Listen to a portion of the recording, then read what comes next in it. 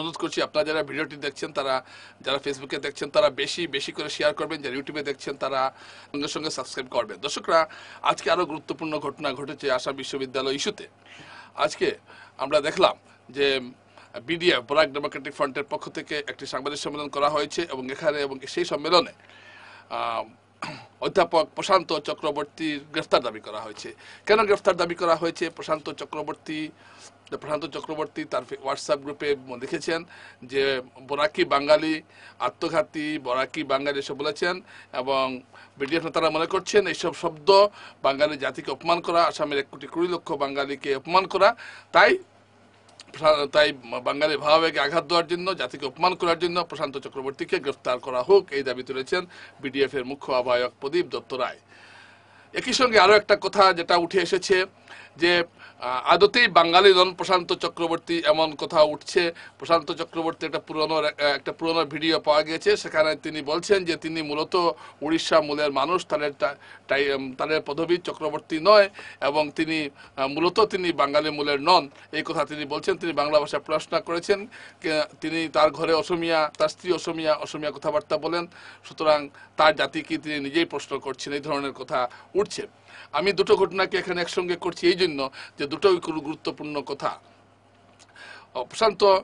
প্রশান্ত চক্রবর্তী উড়িষ্যা মূলের হলেও তিনি যে বাঙালি হতে পারেন না, এই কথা আমি বলছি না। অ্যাসিমিলেশনের মাধ্যমে একটি জাতির সঙ্গে একটি জাতি 100, 200, 300 বছর থাকতে থাকতে বাঙালি হয়ে যেতে পারে। বাঙালিও দক্ষিণ ভারতে বা উত্তর ভারতে থাকতে থাকতে সেখানে হিন্দিভাষী হয়ে গেছে, এটা হতেই পারে। কিন্তু প্রশ্ন হলো তিনি এই কথা বারবার কেন বলছেন? তো আমি এর আগে আমরা দেখে নিই যে আজকে সাংবাদিক সম্মেলনে বিডিএফ নেতা প্রদীপ দত্ত রায় কি বলেছেন। প্রদীপ দত্ত রায়ের প্রতিটি শব্দ আক্রমণাত্মক ছিল আজকে, এবং তিনি তীব্র ভাষায় আক্রমণ করেছেন প্রশান্ত চক্রবর্তীকে, এবং প্রশান্ত চক্রবর্তী তিনি গ্রেফতার দাবি করেছেন। কোন অধিকারে তিনি বরাকের বাঙালিদের বা বরাকি আত্মঘাতী বাঙালি এইসব শব্দ তিনি কেন প্রয়োগ করলেন? মেরুদণ্ডহীন কেন বললেন বরাকের মানুষকে? এইসব উত্তর জানতে চেয়েছেন প্রদীপ দত্ত রায়। আমরা দেখে নিই তিনি কি বলছেন। বরাকের বাঙালিকে মেরুদণ্ডহীন এবং বরাকি বাঙালি একথা বলার সাহস পায় কি করে প্রশান্ত চক্রবর্তী? নিজে একজন উড়িয়া হয়ে বাঙালির পরিচয় নিয়ে বাংলার বিরুদ্ধে এত বড় কথা বলার সাহস সে পায় কি করে? আমরা বরাক ডেমোক্রেটিক ফ্রন্ট থেকে অবিলম্বে তাকে বাঙালিদের অপমান করার জন্য, আসামের 1,20,00,000 বাঙালিকে অপমান করার জন্য তাকে অবিলম্বে গ্রেপ্তার করার জন্য আমরা দাবি জানাচ্ছি মুখ্যমন্ত্রীর কাছে।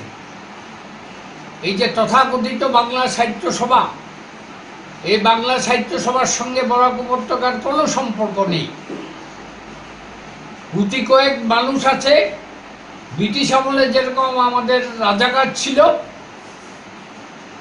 আমাদের বরাক উপত্যকার ভাষা আন্দোলনের সময় কিছু রাজাকার ছিল, তেমনি বাংলা সাহিত্য সভার নামে কিছু বরাক উপত্যকার রাজাকারের সৃষ্টি হয়েছে। এদের চিহ্নিত করা হোক এবং এদের সামাজিকভাবে বয়কট করা হোক। আজকে বাঙালির বিরুদ্ধে এত কথা বলার পর আসাম বিশ্ববিদ্যালয় আসাম আন্দোলনের ফসল, আসাম চুক্তির ফসল, বিশ্ববিদ্যালয়ের মঞ্চে দাঁড়িয়ে এমন কথা বলার সাহস যে পায়, তার ব্যাপারে মুখ্যমন্ত্রীর কি বক্তব্য আমরা স্পষ্ট জানতে চাই।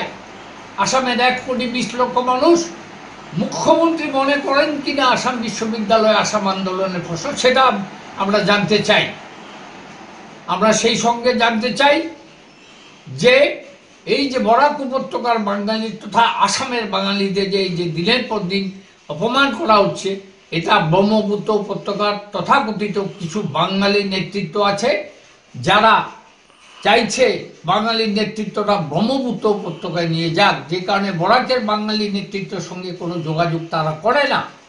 আর আরেকটা জিনিস আমি অত্যন্ত সতর্কতার সঙ্গে লক্ষ্য করছি যে সরকার এককালে হিন্দু মুসলিমের মধ্যে ভুল বোঝাবুঝি সৃষ্টি করে এখন বাঙালি হিন্দুদের মধ্যে একটা ডিভিশন আনার চেষ্টা করা হচ্ছে।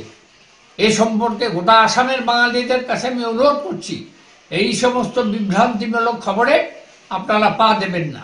সেই সঙ্গে আমি আমাদের বরাক উপত্যকার 15 জন বিধায়ক, 3 জন সাংসদ, 2 জন মন্ত্রী আছেন, তারা স্পষ্টভাবে তাদের বক্তব্য বলুক, আসাম বিশ্ববিদ্যালয় আসাম আন্দোলনের ফসল না বরাক উপত্যকার মানুষের আন্দোলনের ফসল।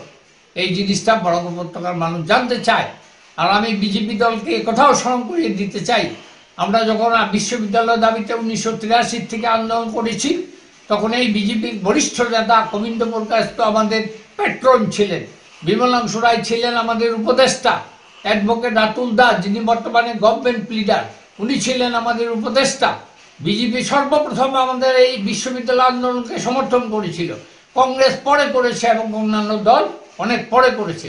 সুতরাং এই বিজেপি যেখানে এই বিশ্ববিদ্যালয় আন্দোলনের পিছনে তাদের এত অবদান থাকার পরও আজকে বিজেপি কেন নীরব আমরা জানতে চাই। কংগ্রেস ইতিমধ্যে তাদের মতামত জানিয়ে দিয়েছে। তাই আমি বরাক উপত্যকার মানুষকে আবার সচেতন করে দিচ্ছি, এই যে শহীদের রক্তে লাগানো আমাদের বরাক উপত্যকার মাটি, আজকে বাঙালিকে মেরুদণ্ডহীন বলার জন্য আপনারা যোগ্য জবাব দেওয়ার জন্য প্রস্তুত থাকুন। দর্শকরা, প্রযুক্তের কথা আপনারা শুনলেন। এরপর বিডিএফ এর আরেক আহ্বায়ক, তারাও জয়দীপ ভট্টাচার্য, ঋষিকেশ দে, তারা কি বললেন আমরা একটু শুনে নিই। এবং তারা বলতে চাইছেন যে যে প্রশান্ত চক্রবর্তীর হয়ে স্থানীয়ভাবে যারা লড়াই করছেন, যারা তার কথাগুলো প্রচার করছেন, তাদেরকেও সাবধান করে দেওয়া হয়েছে এবং তারা যাতে এই ধরনের বরাক বিরোধীদের সাহায্য করা থেকে বিরত থাকেন, এই কথা বলা হয়েছে।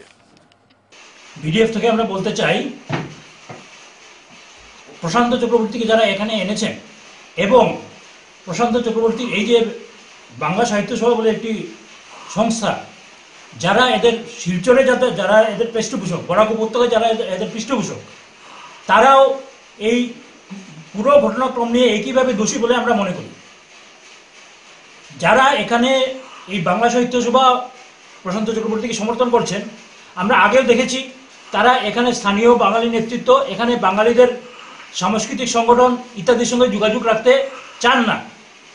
তারা সম্পূর্ণ আলাদাভাবে বাঙালিদের একটা অস্তিত্বের কথা চিন্তা করেন এবং সেইভাবে তারা কার্যক্রম নেন। এই যে টোটাল বিতর্কটা, সমগ্র বিতর্কটা তৈরি হয়েছে, এর পরিপ্রেক্ষিতে যারা এখানে বাংলা সাহিত্য সভার পৃষ্ঠপোষক এবং প্রশান্ত চক্রবর্তীকে সমর্থন করছেন, তাদের থেকে বরাকবাসীকে সজাগ থাকার জন্য আমরা অনুরোধ জানাচ্ছি যে তারা এই যা বিতর্ক দাঁড়িয়েছে তার পরিপ্রেক্ষিতে তারা তাদের সংশোধন করুন, তারা মূল স্রোতে ফিরে আসুন, এটাই বিডিএফ থেকে আমরা চাইছি। দর্শকরা, আপনারা প্রত্যেকের কথা শুনলেন এবং এই কথা থেকে স্পষ্ট এখন কিন্তু এই জোটটা কিন্তু এই বিষয়টা কিন্তু আরও বিতর্ক এনে দিল। এবং আমার কাছে যা খবর আছে, প্রশান্ত চক্রবর্তী তার ফেসবুক বন্ধ করে দিয়েছেন, শিলচরের একটা হোয়াটসঅ্যাপ গ্রুপ আছে বাংলা সাহিত্য সভা, সেটা বন্ধ করে দিয়েছেন। এবং আমরা দেখতে পাচ্ছি যে তার যারা সমর্থক, এরা এমন সব মন্তব্য করছেন ফেসবুকে বা বিভিন্ন সোশ্যাল মিডিয়ায় তারা যে বক্তব্য রাখছেন, তাতে কিন্তু তারাও আগামীতে আরও সমস্যায় পড়তে পারেন, কারণ আরও বিতর্ক কিন্তু জন্ম হচ্ছে। একজন শিক্ষিকা গতকাল একটি সংবাদপত্রে প্রশান্ত চক্রবর্তীর সমর্থনে একটা লেখা লিখেছেন, দীর্ঘ লেখা, এবং সেই লেখায় তিনি প্রশান্ত চক্রবর্তীকে একজন মহান নায়ক হিসাবে আখ্যায়িত করেছেন, চিত্রায়িত করেছেন বলবো। এবং সেই কপিটি পড়েছেন প্রশান্ত চক্রবর্তী। তারপর তিনি তার ফেসবুকে যে শেষ যে পোস্টটা দিয়েছেন, তারা তিনি বলেছেন যে অন্তর্পক্ষে বরাকের একজন লোকের তো তিনি সমর্থন পেয়েছেন, তিনি কাকে দুঃখ দিয়েছেন তার জন্য তিনি দুঃখিত, এই বলে তিনি তার ফেসবুক ব্লক করেছেন। এটা হলো ঘটনা। তো এই প্রেক্ষাপটে পরিবর্তরা যে দাবিগুলো তুলেছেন তাকে গ্রেফতার করতে হবে এবং তার বিরুদ্ধে কেন মামলা করা হবে না, এই প্রশ্ন তিনি তুলেছেন। সব মিলিয়ে একটা জটিল পরিস্থিতি সৃষ্টি হয়েছে। এবং তার চাইতে এখন আমরা একটু দেখে নিই যে আসলে নিজেকে উড়িয়া মূলের বলতে গিয়ে কি বুঝাতে চেয়েছেন। আপনারা এই ভিডিওটিতে একটু দেখুন, এটা অনেকটা পুরোনো ভিডিও, নিউজ লাইফের একটা পেপার, একটা ক্লিপিংস, এটা আপনারা দেখুন, দেখার পর বলবেন। যে কিন্তু উড়িয়া মূলৰ মই কিন্তু চক্ৰৱৰ্তী লিখো, মোৰ দেউতাই এফিডেভিট কৰিহে আচলতে বাঙালী টাইটেলটো লৈছে। আমাৰ হৈছে গিৰি ঠাকুৰ, আমি পুৰীৰ পৰা অহা আৰু অসমলৈ আমি আহিছিলোঁ। অসমৰ যিটো ব্ৰহ্মপুত্ৰ উপত্যকাত, মোৰ ব্যক্তিগত কথা কৈছোঁ, মোৰ পত্নীৰ নাম ৰুণুমী শৰ্মা। আমাৰ আইডেণ্টিটিটো কি? মোৰ ঘৰত মোৰ ল'ৰাই কি ভাষাত কথা কয়, মাৰ লগত অসমীয়াতে কথা পাতে। এতিয়া চাওক, মই নিজে উড়িয়া মূলৰ, মই বাংলা ভাষা পঢ়া শুনা কৰিছোঁ, সৰুকালতে মই অসমীয়াতে ডাঙৰ দীঘল হৈছোঁ। মিলন তো এই ভিডিও দেখার পর আপনার কি মনে হচ্ছে এরকম একজন ব্যক্তি কি বাংলা সাহিত্য সভা মতো একটা সভা চালাতে পারেন? এই প্রশ্নগুলো কিন্তু উঠে আসছে। এটা আমি করছি না, স্বাভাবিকভাবে এটা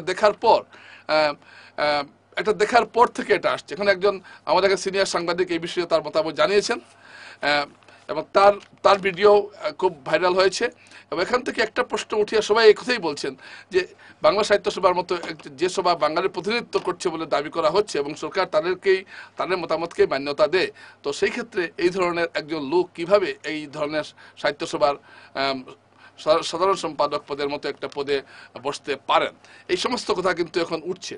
দর্শকরা, আমি আজকের যে সাংবাদিক সম্মেলনের পুরো বিষয়টা আপনার উপর ছাড়লাম এবং প্রশান্ত চক্রবর্তী নিজেকে যে উড়িষ্যা মূলের দাবি করছেন, এখনো উড়িষ্যা সবাই কোনো মূল থেকে যারা বাঙালি হয়েছেন, বাঙালি একটা সংকট জাতি, বিভিন্ন জাতি থেকে বাঙালি জাতির তৈরি হয়েছে।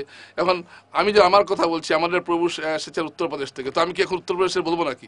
ঠিক এরকমভাবে তিনি যদি এসেও থাকেন উড়িষ্যা মূলের, আমি উড়িষ্যা মূলের এই করে চিৎকার করে বারবার প্রচার করার কি প্রয়োজন ছিল? তার মানে তিনি অসীমের সামনে বুঝাতে চাইছেন যে বাবা আমি অতটুকু বাঙালি না যতটুকু তুমি ভাবছো। দর্শকরা, আজকে এইটুকুই। আপনাদের মতামত অবশ্যই কমেন্টে জানাবেন। নমস্কার।